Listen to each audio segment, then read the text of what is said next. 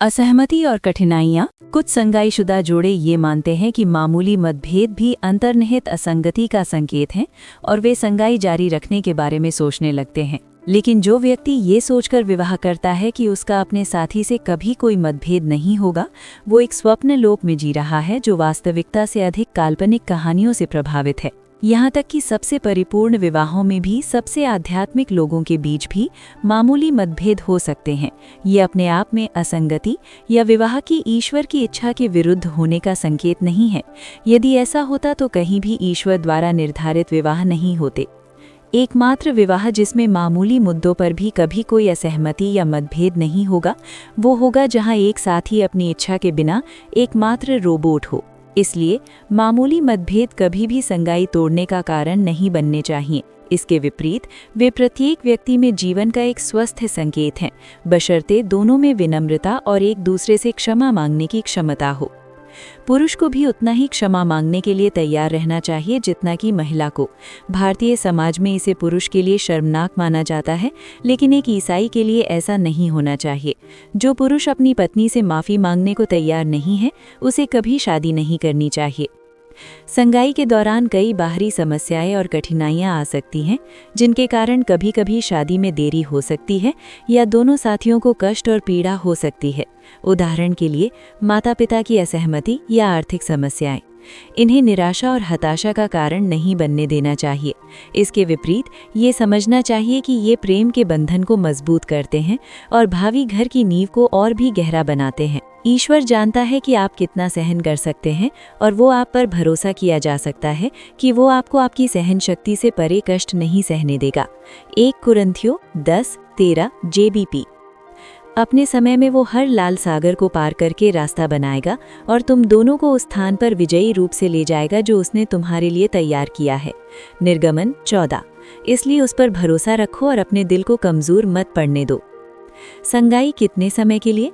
संगाई की अवधि कितनी होनी चाहिए? इसके लिए कोई निश्चित नियम नहीं है, लेकिन अगर पति पत्नी एक ही जगह पर साथ रहते हैं और अक्सर मिलते हैं तो संगाई की अवधि 6 महीने से अधिक नहीं होनी चाहिए।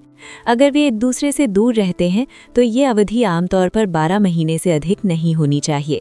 ऐसा इसलिए है क्योंकि संगाई के बाद दोनों ही पार्टनर की भावनाएं बहुत तीव्र होती हैं और इतने लंबे समय तक उन्हें इस तरह तनाव में रखना रिश्तों में खिंचाव और तनाव पैदा कर सकता है। वॉल्टर ट्रॉबिश ने अपनी रचना I loved a young man में संगाई की अवधि की तुलना गर्भ में पल रहे बच्चे से की है। वे शादी के दिन को उस दिन से तुलना करते हैं जब बच्चा सचमुच दुनिया में जन्म लेता है और हर कोई उसे देखता है, लेकिन जन्म से पहले गर्भ में महीनों की तैयारी और विकास होता है। ये वास्तव में संगाई की एक खूबसूरत तस्वीर पेश करता है। संगाई एक पवित्र अनुबंध। औपचारिक या अनौपचारिक संगाई विवाह का एक गंभीर अनुबंध है और इसे हल्के में नहीं लेना चाहिए। बाइबल कहती है कि जो व्यक्ति ईश्वर की उपस्थिति में रहता है वही सच्चा ईश्वर है। वादा निभाने वाला व्यक्ति अपना वादा निभाता है, भले ही इससे उसका विनाश हो जाए। भजन संहिता 15:4 TLB। परमेश्वर अपने वादे निभाने वालों से प्रेम करता है और वादे न निभाने वालों से घृणा करता है। नीति वचन 12:22 TLB। एक ईसाई का हाँ का अर्थ हाँ होना चाहिए और उसका नहीं का अर्थ नहीं होना चाहिए। मत्ती 5:37 याकूब 5:12। क्या संगाई तोड़ी जा सकती है यदि नए तथ्य सामने आए जिनसे विवाह की सार्थकता पर संदेह उत्पन्न हो? यदि दूसरा व्यक्ति पुनर्जन्मित नहीं है तो आपको निश्चित रूप से तुरंत संगाई तोड़ देनी चाहिए। हालांकि संगाई से पहले पुनर्जन्म की पुष्टि कर लेनी चाहिए थी। इस प्रकार प्रतिज्ञा तोड़ना इस ऊपर के अनुच्छेद में उल्लिखित आदेशों का उल्लंघन नहीं है, क्योंकि विवाह न केवल आपके लिए बल्कि पृथ्वी पर प्रभु के कार्य के लिए भी हानिकारक होगा। आपको 2 कुरिन्थियों 6:14 का पालन करना चाहिए। यदि दूसरा व्यक्ति पुनर्जन्मित है तो संगाई तोड़ने का एकमात्र आधार ये है कि वो आपके प्रति बेवफा साबित हुआ हो या कोई गंभीर असंगति सामने आई हो, जैसे कि महत्वपूर्ण मुद्दों पर धार्मिक मतों का तीखा अंतर।